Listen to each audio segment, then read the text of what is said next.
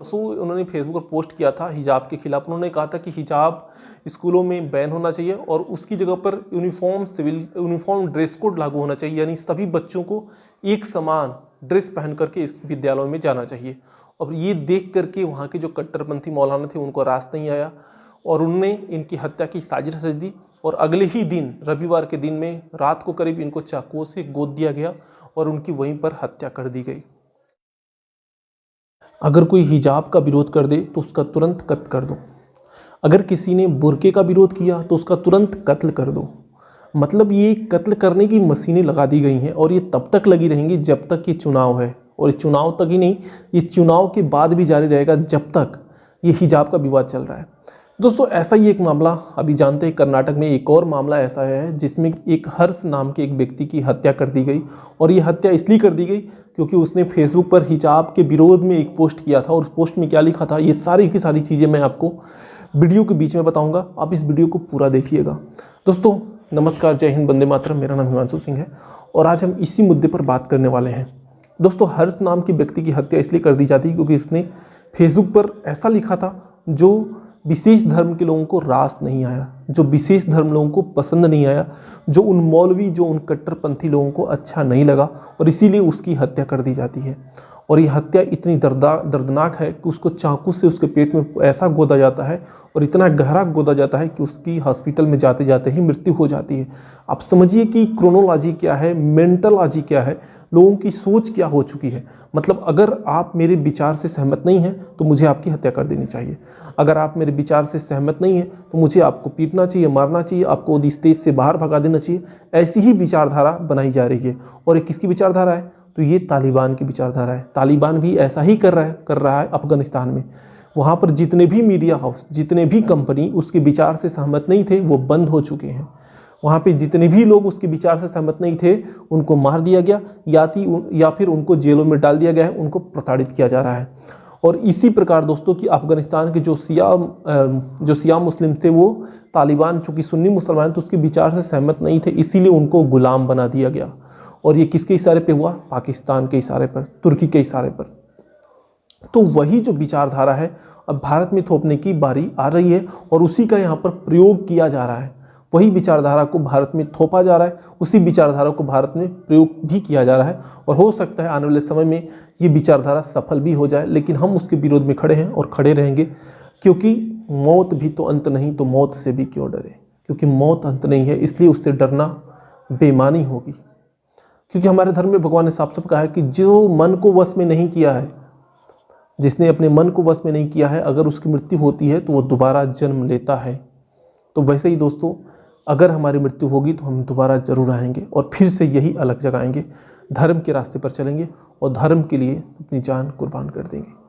तो दोस्तों मैं ये सारी की सारी जो वीडियो हैं व्यूज़ के लिए नहीं बनाता हूँ, मैं इसलिए बनाता हूँ ताकि आप लोगों को अच्छी अच्छी जानकारी दे सकूँ और अपने धर्म के प्रति सचेत कर सकूँ, अधर्मियों के बारे में आपको जागरूक कर सकूँ। दोस्तों अब हर्ष जो थे ये कर्नाटक राज्य के रहने वाले थे। मोगला ऐसा जिला है जहाँ के वो रहने वाले थे और वो आरएसएस और आपका बजरंग दल दोनों से जुड़े हुए थे।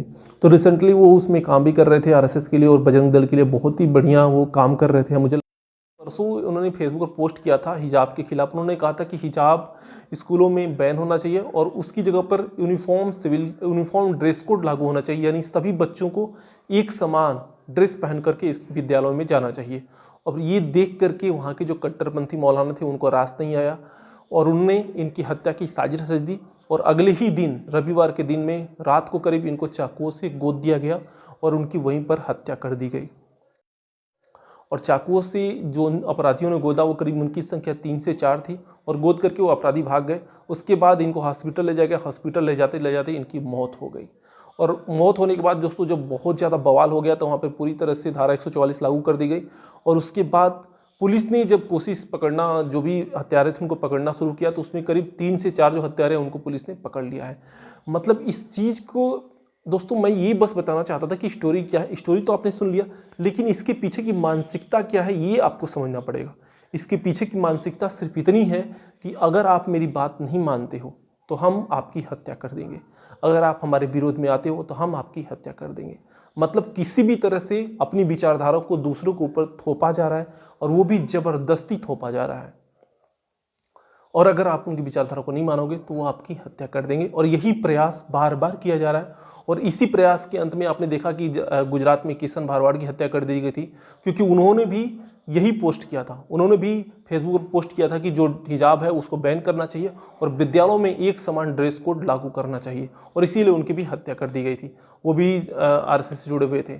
और दूसरी तरफ आप जानते हो दोस्तों कि रुपेश पांडे जो कि झारखंड के थे, आपका झारखंड के धनबाद जिले के रहने वाले थे, वो भी सरस्वती पूजा के लिए वो जा रहे थे और सिर्फ उस गांव से, मुसलमानों के गांव से उन्होंने जुलूस निकाला, उसके लिए ही उनको मारपीट करके हत्या कर दी गई। मतलब ये जो लिंचिंग है ये बढ़ता ही जा रहा है। लावण्या के बारे में आप जानते हैं दोस्तों, वो भी साउथ की रहने वाली थी, उनको धर्मांतरण किया जा रहा था और धर्मांतरण से वो तंग आकर के उन्होंने आत्महत्या कर ली थी। मतलब आप समझिए कि जो लिस्ट है आगे बढ़ती ही जा रही है। अब कमलेश तिवारी के बारे में आप जानते ही दोस्तों कि उनकी भी इसीलिए हत्या की गई थी। मतलब ये जो लिस्ट है बहुत ही तेजी से आगे बढ़ रही है और पुलिस इसके खिलाफ कोई भी ठोस काम नहीं कर पा रही है। और ये विचारधारा क्या है दोस्तों? विचारधारा ये तालिबान वाली सोच है कि तुमको जो मैं कह रहा हूँ वो मानना ही पड़ेगा, अगर तुम नहीं मानते हो तो हम तुम्हारी हत्या कर देंगे, तुमको तंग करेंगे, लेकिन तुमको ये विचारधारा माननी ही पड़ेगी। जबरदस्ती अपनी विचारधारा को दूसरों के ऊपर थोपना ही ये तालिबानी सोच है। और इसी तालिबानी सोच को कुछ जो मौलवी हैं, मुफ्ती हैं, वो आगे बढ़ा रहे हैं। दोस्तों हुआ यूँ था कि जब इन्होंने ये पोस्ट किया था हर्ष ने, तो इसके लिए जो एक वहाँ के जो व्हाट्सएप ग्रुप था, कर्नाटक में एक व्हाट्सएप ग्रुप है उस शहर के नाम से, तो उस व्हाट्सएप ग्रुप में ये ऐलान किया गया था कि इस व्यक्ति की हत्या करनी है और अगले ही दिन रविवार के दिन हर्ष की हत्या कर दी गई। दोस्तों ऐसे वीर को, जिसने धर्म के लिए अपनी जान गंवाई है, उसको मैं नमन करता हूँ। दोस्तों ऐसे लोगों को आप सपोर्ट करिए, क्योंकि ये जान भी दे रहे हैं तो आपके लिए दे रहे हैं, ये हिंदू समाज के लिए जान दे रहे हैं, ये सनातन संस्कृति के लिए जान दे रहे हैं। ऐसे लोग आपके लिए आगे खड़े हों, इनके साथ आपको खड़ा होना पड़ेगा। अगर आप ऐसा नहीं करते हैं तो आप एक तरफ से बहुत ही बड़ी ज्यादती कर रहे हैं, क्योंकि अगर हम उनके विरोध में नहीं खड़ेंगे तो यहाँ भी तालिबान राज आएगा, और तालिबान राज जब आएगा तो समझिए क्या होगा। खाने के लाले तो पड़ेंगे ही, जीने के भी लाले पड़ जाएंगे। गुलामी वाली ज़िंदगी जीनी पड़ेगी।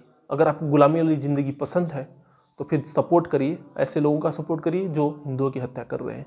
अगर आपको गुलामी वाली ज़िंदगी नहीं पसंद है तो ऐसे लोगों का विरोध करिए जो ऐसे लोगों की हत्या कर रहे हैं, जो उनका विरोध कर रहे हैं। अगर आप बोल नहीं सकते दोस्तों तो उन सभी की मदद कीजिए जो बोल रहे हैं।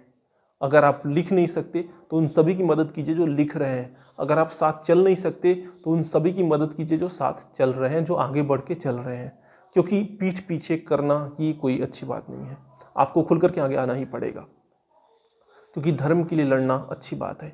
और ऐसी तालिबानी सोच का हमें पूरी तरह से बायकॉट करना चाहिए, क्योंकि ये तालिबानी सोच हमारे देश को गर्त में ले जाएगा, हमारी संस्कृति को पूरी तरह से डुबो करके रख देगा।